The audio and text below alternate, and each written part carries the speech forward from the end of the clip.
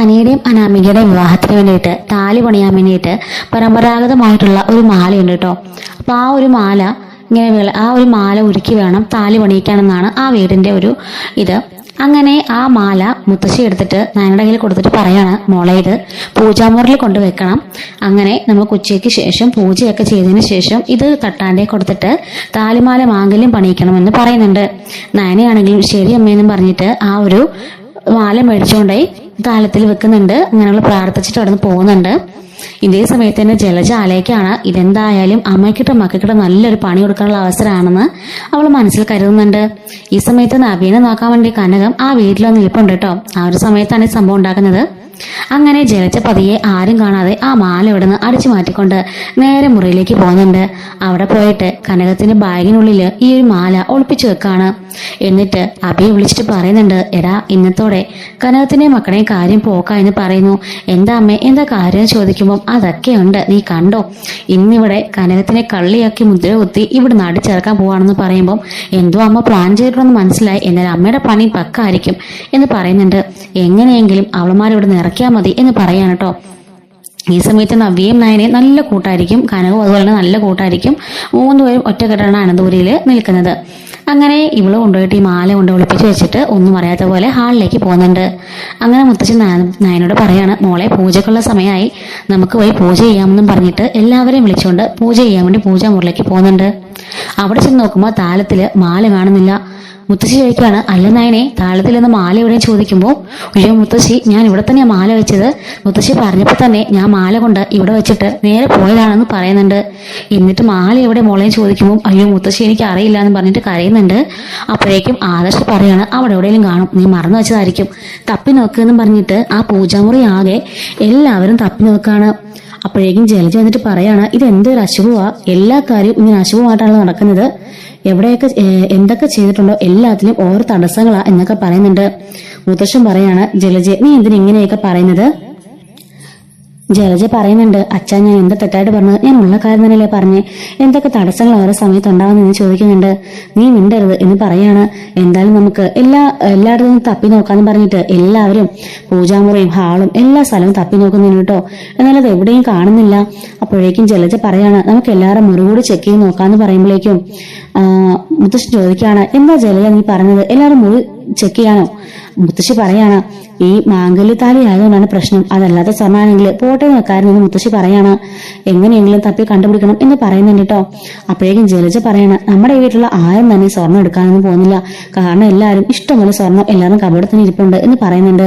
അപ്പോഴേക്കും നബി ചോദിക്കുകയാണ്, പിന്നെ ആരെയാ അമ്മ ഉദ്ദേശിക്കുന്നത് എന്ന് ചോദിക്കുമ്പോഴേക്കും, ഇവിടെ പുറത്തുനിന്നും താമസിക്കുന്ന നിങ്ങൾ 3 പേരല്ലേ ഉള്ളൂ, നിങ്ങളെ ചെക്ക് ചെയ്യണ്ടേ എന്ന് പറയുമ്പോഴേക്കും, ദേ മര്യാദയ്ക്ക് സംസാരിക്കണമെന്ന് പറയാണ് നയന. അപ്പോഴേക്കും ആദർശ് ചോദിക്കുന്നുണ്ട്, എന്ത് വർത്താനം അപ്പച്ചി പറഞ്ഞത്, ഇവര് 3 പേര് എടുക്കുന്നാണ് അപ്പച്ചി പറഞ്ഞു ചോദിക്കുമ്പോൾ, അയ്യോ നിന്റെ ഭാര്യ അമ്മയമ്മയെ കുറ്റപ്പെടുത്തിയല്ലടാ, പറയാൻ പറ്റുമോ, ഇത്രയും സ്വർണ്ണമൊക്കെ കാണുമ്പോൾ പെട്ടെന്നവർക്ക് എടുക്കണമെന്ന് തോന്നിയാലോ എന്നൊക്കെ പറയുന്നുണ്ട്. മുത്തശ്ശനൊക്കെ ജലജനെ വഴക്ക് പറയുന്നുണ്ട്. ജലജ പറയാണ്, എനിക്ക് ഒരു ബുദ്ധിമുട്ടുമില്ല, ബാ എല്ലാവരും ബാ എന്റെ കബോർഡിലും എന്റെ മുറിയിലും ചെക്ക് ചെയ്യുന്നു പറയുമ്പോൾ, അതൊന്നും വേണ്ട, അതൊക്കെ മോശമാണെന്ന് പറയുമ്പോൾ, വേണ്ട എല്ലാവരും ചെക്ക് ചെയ്യണമെന്ന് പറഞ്ഞിട്ട് ജലജ ഫസ്റ്റിനുള്ള മുറിയിലേക്ക് കൂട്ടിക്കൊണ്ട് പോകുന്നുണ്ട്. കണ്ടോ എന്റെ മുറിയിൽ എങ്ങും ഇല്ലല്ലോ എന്ന് ചോദിക്കുന്നുണ്ട്. അങ്ങനെ ശേഷം ജലജയുടെ മുറിയിൽ തന്നെയാണല്ലോ കനകൻ താമസിക്കുന്നത്. അപ്പൊ തന്നെ കനകത്തിന്റെ ബാഗ് എടുത്തിട്ട് ജലജ പറയാണ്, ഇനി ഇവളുടെ ബാഗിൽ നിന്ന് ചെക്ക് ചെയ്തിട്ട് നമുക്ക് പോകാന്ന് പറയുന്നുണ്ട്. അപ്പോഴേക്കും മുത്തശ്ശൻ പറഞ്ഞു, അതൊന്നും വേണ്ടെന്ന് പറയുമ്പോൾ കനകൻ പറയാണ്, വേണ്ട, ഒരു സംശയത്തോട് കൂടിയിട്ട് ആരും നിൽക്കണ്ട, എന്റെ ബാഗും ചെക്ക് ചെയ്യണം എന്ന് പറയാണ്. മുത്തശ്ശൻ, അത് വേണ്ട കനകം, നിന്നെ ഞങ്ങൾക്ക് വിശ്വാസമല്ലേ? അപ്പോഴേക്കും പറയാണ്, ഇല്ല, ഈ ഒരു കറമായണമെങ്കിൽ ആ ബാഗ് കുടഞ്ഞിട്ട് നോക്കിയാൽ മാത്രമേ പറ്റുള്ളൂ എന്ന് കനകം പറയുന്നുണ്ട്. അങ്ങനെ അനിയാണ് കേട്ടോ ആ ബാഗ് എടുക്കുന്നത്. അപ്പോഴേക്കും അനി ആ ബാഗ് എടുത്ത് മടിച്ചു നിൽക്കുമ്പോഴേക്കും കനകം പറയാണ്, മോൻ ധൈര്യമായിട്ട് ചെക്ക് ചെയ്തു, ഒരു കുഴപ്പമില്ല, ഞാൻ ഒന്നും വിചാരിക്കില്ല എന്ന് പറയുന്നുണ്ട്. അങ്ങനെ അവിടുന്ന് അനി ആ ബാഗെല്ലാം കുടഞ്ഞിടുമ്പോഴേക്കും വീര് പെട്ടെന്ന് വാ എന്നിങ്ങനെ ജലജ ഇങ്ങനെ പറഞ്ഞ് സന്തോഷം നിൽക്കുന്നുണ്ട്. പക്ഷെ ഒന്നും തന്നെ അതിൽ വരുന്നില്ല. കനകത്തിന് കുറച്ച് സാരി മാത്രമേ ഉള്ളൂ കേട്ടോ.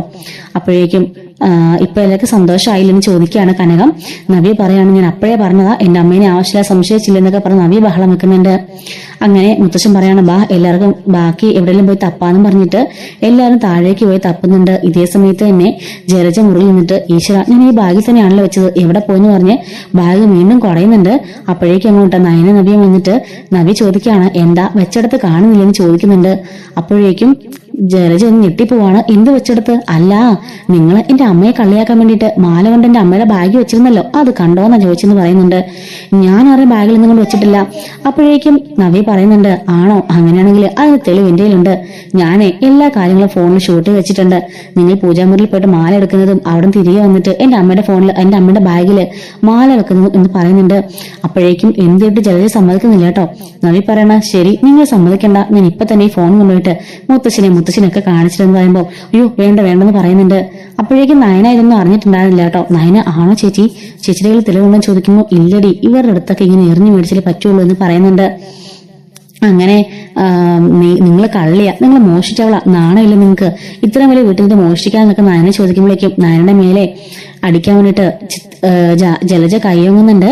അപ്പോഴേക്കും നയനയാണെങ്കിൽ ആ കയ്യിൽ കയറി പിടിച്ചിട്ട് പറയാണ്, ദേഹത്തൊടാമെന്ന് നിങ്ങൾ വിചാരിക്കണ്ട, ഇത്രയും വലിയ വൃത്തിയോട് ചെയ്ത് നിങ്ങളെ എല്ലാവരും മുമ്പിൽ ഞാൻ കൊണ്ടുപോയി ആകുമെന്ന് പറയുമ്പോഴേക്കും അയ്യോ ദയവ് ചെയ്ത് ആരെയും കാണിക്കല്ലേ പ്ലീസ്, ഞാൻ എന്ത് വേണമെങ്കിലും ചെയ്യാന്ന് പറയുമ്പോഴേക്കും നവ്യ, കണ്ടില്ലേ അവർ തന്നെ ഒളിപ്പിച്ചു നിപ്പം, അവരുടെ വൈകുന്നേരം വന്നത് കണ്ടില്ലേ എന്ന് പറയുന്നുണ്ട്. ദയവ് ചെയ്ത് ഇനി ഒന്നും ചെയ്യില്ലെന്ന് പറയുമ്പോ നവ്യ പറയണ, ശരി എങ്കിൽ ആ മാല എടുത്തെടുത്തിനെ കൊണ്ട് തിരിച്ചു വെക്ക് എന്ന് ജലജ പറയുന്നുണ്ട്. അങ്ങനെ അതിന് മാല എന്നും ചോദിക്കുമ്പോൾ നവ്യ അവളുടെ മടിയിൽ നിന്നും ആ മാല എടുക്കുന്നുണ്ട് കേട്ടോ. ശരിക്കും ഈ ജലജ കൊണ്ട് വെക്കുന്നവൾ കണ്ടായിരുന്നു. അങ്ങനെ അവൾ ആ മാല എടുത്ത് നവ്യ തന്നെ ഒളിപ്പിച്ചു വെച്ചതായിരുന്നു. അങ്ങനെ മാല ജലജയുടെ കൊടുക്കുമ്പോൾ ശരി ഞാൻ കൊണ്ട് വെച്ചോളാന്നും പറഞ്ഞിട്ട് ആ മാലയുമായിട്ട് നേരെ പോയിട്ട് പൂജാമുറിലുള്ള താളത്തിലെ കൊണ്ട് വെക്കുന്നുണ്ട്. പെട്ടെന്ന് അവിടേക്ക് എല്ലാവരും വരുമ്പോൾ ദാ മാല ഇവിടെ തന്നെ ഇരിപ്പുണ്ട്, നമ്മൾ കണ്ടതിന്റെ കുഴപ്പമാ എന്ന് പറയുന്നുണ്ട്. ഹോ ഈശ്വര, രക്ഷപ്പെട്ടു. ഇത്രയും നേരം കൊണ്ട് എന്തൊക്കെ തീയാ ചെന്നത് ജലജ, നീ ഒറ്റൊരുത് കാരണമാ ആ കനകത്തിന്റെ ബാഗൊക്കെ ചെക്ക് ചെയ്യേണ്ടി വന്നത്. എന്ത് മോശപ്പെട്ട കാര്യം ചെയ്തെന്ന് ആലോചിച്ച് നോക്കി. എനിക്ക് ഓർക്കാൻ കൂടി വയ്യ എന്ന് മുത്തശ്ശി പറയുന്നുണ്ട്. ജലജ പറയാണ്, അല്ല ഓരോ മുറിന്ന് സ്റ്റാർട്ട് ചെയ്യാന്ന് ഓർത്ത ഞാൻ അങ്ങനെ പറഞ്ഞത്, മാംഗല്യത്താലി അല്ലേ, കിട്ടില്ലെങ്കിൽ എന്ത് ചെയ്യുന്ന ഓർത്ത ഞാൻ അങ്ങനെയൊക്കെ പറഞ്ഞെന്ന് പറയുന്നുണ്ട്. അപ്പൊ നവ്യ നയനയോട് ചിരിച്ചോണ്ട് നിൽക്കുകയാണ്. കനകത്തിന് ആകെപ്പാടെ വിഷമാവുന്നുണ്ട്. കനകത്തിന് അടുത്തേക്ക് വന്നിട്ട് നവ്യ പറയുന്നുണ്ട്, അമ്മേ ഒന്നും വിഷമിക്കണ്ട, ആ ജലജ ഉണ്ടല്ലോ അമ്മയ്ക്കിട്ടൊരു പണി തരാൻ നോക്കിയതാ, ഞങ്ങൾ തിരിച്ചൊരു പണി നന്നായിട്ട് കൊടുത്തിട്ടുണ്ടെന്ന് പറയുന്നുണ്ട്. ആണോ മോളെ എന്ന് ചോദിക്കുന്നുണ്ട്. അതേ അമ്മേ, അതുകൊണ്ട് അമ്മയൊന്ന് കെയർഫുൾ ആയിട്ട് നിൽക്കണം. അവരെന്തും ചെയ്യാൻ മടിയില്ലാത്തവരാ, ഇതുപോലെ ചീപ്പ് കാര്യങ്ങളൊക്കെ ചെയ്യാൻ യാതൊരു മടിയില്ലാത്തതാ. കാരണം ഈ അനന്തപുരിയിലുള്ളവർ പോലും അല്ല അവര്, പുറത്തുനിന്ന് വന്നവരാ അവര്, അതുകൊണ്ട് അവരുടെ സ്വഭാവം മാത്രം ഇങ്ങനെ ഇരിക്കുന്നതെന്ന് പറയുന്നുണ്ട്. എനിക്ക് അപ്പോഴേ തോന്നി അവര് എന്തോ പ്ലാൻ ചെയ്തിട്ട് തന്നെ മുറിലേക്ക് പോകുന്ന പോലെ എനിക്ക് തോന്നി. പിന്നെ ഞാൻ ധൈര്യമായിട്ട് വന്നത് ഞാൻ ഒരു ചെയ്തിട്ടില്ലല്ലോ, അതുകൊണ്ടാണെന്ന് പറയുന്നുണ്ട്. നയന പറയാണ്, നവ്യേച്ചി കണ്ടുകൊണ്ട് ഭാഗ്യമായി, അല്ലെങ്കിൽ ഇന്ന് ആരുടെ മുമ്പിൽ നമുക്ക് തെളിയിക്കാൻ പോലും പറ്റാതെ നമ്മളെല്ലാവരും കുറ്റക്കാരായനെ എന്ന് നയന പറയുന്നുണ്ട് കേട്ടോ. കനകം പറയാണ്, ഈശ്വരൻ നമ്മുടെ കൂടെ ഉള്ളപ്പോൾ നമ്മൾ ആരെയും പേടിക്കേണ്ട, ഒരാൾക്ക് നമ്മളെ ഒന്നും ചെയ്യാൻ പറ്റില്ല മോളെ എന്ന് പറയുന്നുണ്ട് കേട്ടോ. അപ്പോഴേക്കും ആദർശാണെങ്കിൽ പോലും ജലജനെ വഴക്ക് പറയുന്നുണ്ട്, ആവശ്യമില്ലാതെ ഒരാളുടെ മേലും ഇനി പഴിചേരാൻ നിൽക്കരുതെന്നും പറഞ്ഞിട്ട് അങ്ങനെ എല്ലാവരും കൂടിയിട്ട് ആ ഒരു മാലയ്ക്ക് വേണ്ടിയിട്ട് പൂജ ചെയ്യുന്നുണ്ട് കേട്ടോ. ഇതുപോലെ വരാനിരുന്ന സ്റ്റോറീസ് ഒക്കെ നമ്മുടെ ചാനൽ അപ്ലോഡ് ചെയ്യുന്നതിന് മിസ്സാതിരിക്കാൻ ചാനൽ സബ്സ്ക്രൈബ് സപ്പോർട്ട് ചെയ്യണേ. Thanks for watching.